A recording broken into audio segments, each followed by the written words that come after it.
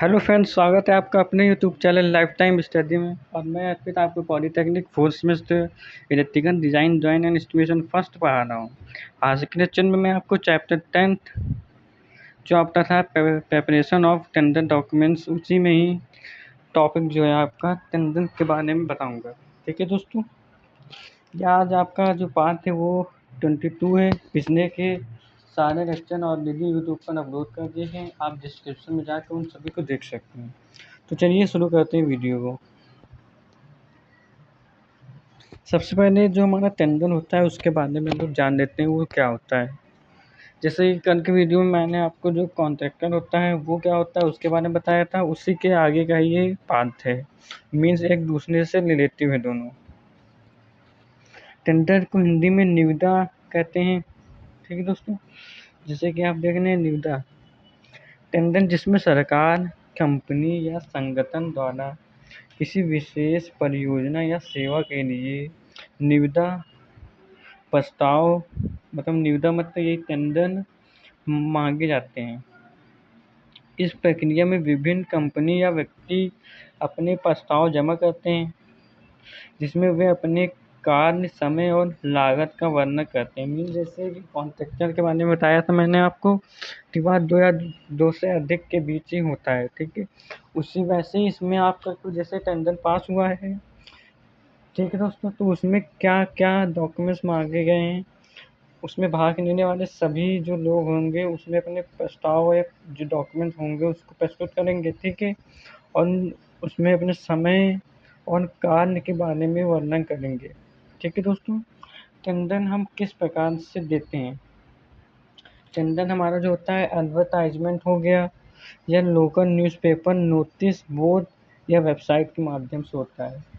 Tender का जैसे आप न्यूज़पेपर में देखते होंगे कि ये टेंडर पास हुआ है। ठीक है, अब उसमें बहुत लोगों ने भाग लिया। ठीक है दोस्तों, अब सभी ने अपने कार्य का वर्णन किया कि मैं ये कार्य करता हूँ। ठीक है, अब उसी के हिसाब से जो हमारा टेंडर जिसने पास किया था उनको वो अपना पर्पस देगा। ठीक है, और उनसे ही वो वार्तालाप करने की कोशिश करेगा। ठीक है, अब हम देख लेते हैं जो हमारा टेंडर होता है उसके कितने टाइप्स होते हैं। टेंडर हमारा होता है ओपन टेंडर।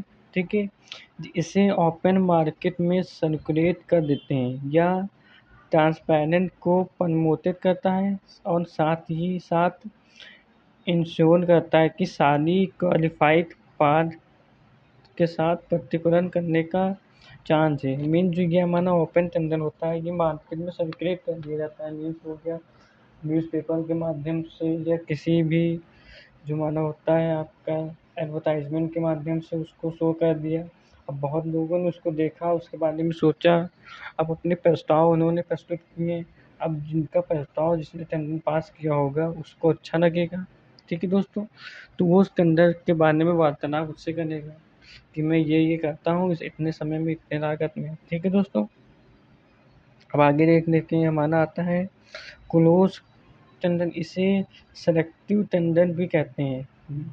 इसका यूज़ हम तब करते हैं जब हम कम वेंडर्स की ज़रूरत होती है। ठीक है, इसे सप्लाई को डायरेक्ट इन्वाइट किया जाता है। इसमें जो होता है माना मार्केट में एडवर्टाइज नहीं किया जाता है। ठीक है, इसमें आप जिससे कुछ जानने परिचय वाला है उसको डायरेक्ट आप सप्लाई करेंगे, उसको आप डायरेक्ट आप मतलब उसको बेच करेंगे। ठीक है दोस्तों, लोकल टेंडर, इसमें टेंडर को लोकल सप्लायर व कॉन्ट्रैक्टर को ही भेजा जाता है। यानी इसमें एक ही स्पेशल जियोग्राफिकल एरिया कॉन्ट्रैक्टर ही बिड कर सकते हैं। इसमें लोकल बिजनेस को इकोनॉमिकली बेनिफिट मिलता है। मीन्स ये जो हमारा लोकल टेंडर होता है एक स्पेशल पर्सन के लिए ही होता है।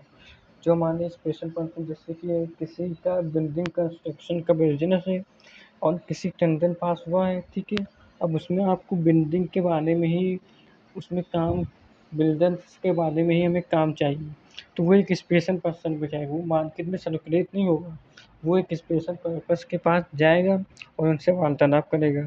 ठीक है, ग्लोबल टेंडर क्या होता है, यह एक ओपन बिल्डिंग प्रोसेस है जिसमें contractor supplier around the world bikers. इसमें हमारे जो होते हैं कॉन्ट्रैक्टर सप्लायर के साथ साथ किसी अदर को भी बिन कर सकते हैं। इसमें कोई जियोग्राफिकल एरिया बाउंड्री नहीं होती, जिसमें आप उसमें लोअर कॉस्ट व बेटर कॉस्ट दोनों आते हैं। जैसे आपने टेंडर पास किया है, अब किसी के पास अच्छी क्वालिटी में और किसी के पास लो क्वालिटी में, तो आप दोनों से वार्तालाप करने के लिए जाएंगे, ठीक है। तो इसका ये तात्पर्य है। अब आगे देखते हैं हम लोग। ब्राइट कॉन्ट्रैक्टर मेडिकल डिवाइस के लिए यूज करते हैं, ठीक है। ये किसी के पास थे। अब एक लिमिटेड टेंडर होता है, तो ये एक लिमिट के अंदर ही इस टेंडर को पास किया जाएगा, उसके बाद इसको रद्द कर दिया जाएगा, ठीक है। और एक सिंगल टेंडर होता है, मीन्स इसमें केवल एक ही पार्टी से डायरेक्ट वार्तालाप किया जाता है, ठीक है। हमारा जो होता है क्लोज टेंडर के जैसा ही होता है कुछ। अब हम देख लेते हैं जो जैसे टेंडर पास हुआ है, ठीक है। अब उस कंपनी को उन्होंने सेलेक्ट कर लिया है। अब उसके कुछ इम्पोर्टेंट टर्म्स होते हैं कि क्या क्या उसको करना है। अर्नेस्ट मनी एक सिक्योरिटी मनी होती है, जिसे सुरक्षा या बयाना भी कहा जाता है। यह एक प्रकार की राशि होती है जो खरीदार या बोलीदार द्वारा प्रोजेक्ट के मालिक को दी जाती है, या प्रोजेक्ट की लागत का 2% होता है। अब जैसे कि टेंडर पास हुआ है, ठीक है दोस्तों। अब टेंडर के पास होने की कुछ की सिक्योरिटी मनी होगी, मीन्स जैसे कि हम लोगों ने टेंडर पास किया, अब किसी ने उसमें अपने प्रस्ताव प्रस्तुत किए, अब उसको उसमें सहभागी बना दिया गया है, ठीक है। अब वो बाद में उस टेंडर से मना ना कर सके, इसलिए उससे एक सिक्योरिटी मनी ली जाती है, ठीक है। ताकि वो बाद में मना कर देता है, तो उसकी जो सिक्योरिटी मनी उसने जमा किया होगा, उसको टेंडर पास करने वाला जो व्यक्ति होगा उसको ही मिलेगी, ठीक है। तो ये हमारी एक अर्नेस्ट मनी होती है, सिक्योरिटी मनी के नाम से भी इसे जाना जाता है। अब हम लोग सिक्योरिटी डिपॉजिट क्या होता है। यह एक प्रकार की जमा राशि होती है जो किसी भी समझौते या कॉन्ट्रैक्ट के अंतर्गत एक पक्ष द्वारा दूसरे पक्ष को दी जाती है। इसका उद्देश्य यह सुनिश्चित करना होता है कि पहला पक्ष अपने व्यक्तियों का पालन करेगा और समझौते के अनुसार कार्य करेगा। इसका भी वही तात्पर्य है। अगर टेंडर पास हुआ है कोई, अब आपने उससे सिक्योरिटी मनी ले ली है कि हम जो आपसे कहेंगे वही करेंगे। अगर कुछ इसमें आपके द्वारा हमारा नुकसान होता है, तो जो आपकी जो वो स्पेसिफाइड डिपॉजिट मनी होगी उसको हम लोग जमा कर देंगे, ठीक है। इसका यही एक तात्पर्य है। टेंडर टाइम लिमिट, यह माना 120 दिन से कम, बट कभी कभी 90 दिनों का होता है। ये हमारा टेंडर का टाइम होता है जो 120 दिन से कम, बट कभी कभी 90 दिन का होता है। लिक्विड डैमेज, यह एक pre determine sum of money है, ठीक है दोस्तों,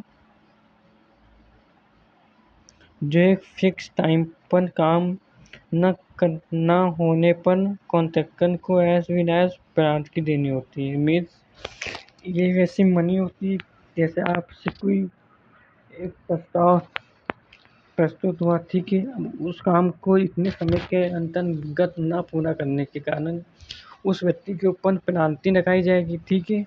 और अगर उस कार्य को पूरा करने में वो असफल रह जाता है, तो उसके द्वारा जो जमा की गई जो राशि होगी उसको जब्त कर दी जाएगी, ठीक है। तो ये माना पेनल्टी के तौर पर होता है, ठीक है। आज के लेक्चर में बस दोस्तों इतना ही। आशा है आप सभी को मेरा ये वीडियो अच्छा लगा होगा, तो अपने दोस्तों के साथ शेयर करिए। एंड जिसने भी अभी तक सब्सक्राइब बटन पर नहीं क्लिक किया है, प्लीज़ सब्सक्राइब करिए। देखते रहिए मेरा YouTube channel life time study. मिलते हैं नेक्स्ट वीडियो में, तब तक बाय बाय दोस्तों, टेक केयर।